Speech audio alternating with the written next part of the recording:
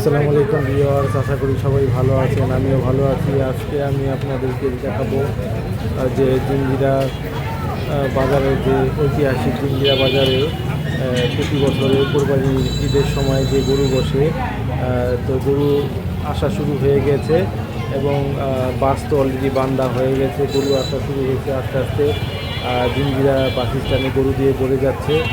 তো জিঞ্জিরা বাস স্ট্যান্ডের আপনারা দেখতে পারবেন যে প্রতি বছরের বড় বড় গরু এইবারও উঠবে, আর কিছু কিছু জায়গায় উঠেছে এবং আরও উঠবে। তো আমার সাথে থাকবেন অবশ্যই। আমি প্রতিনিয়ত যতদিন পর্যন্ত কোরবানি হয় ততদিন পর্যন্ত আমি আপনাদেরকে আপডেট দেওয়ার চেষ্টা করব।